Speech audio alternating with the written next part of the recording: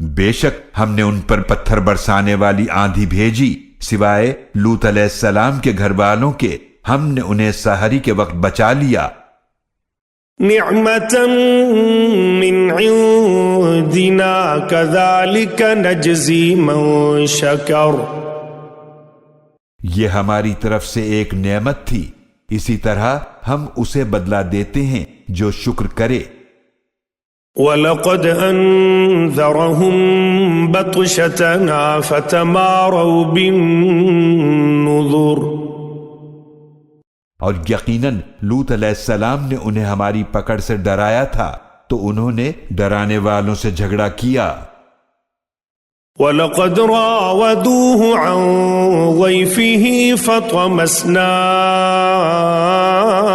أَعْيُنَهُمْ فَذُوقُوا عَذَابِي وَنُذُرِ،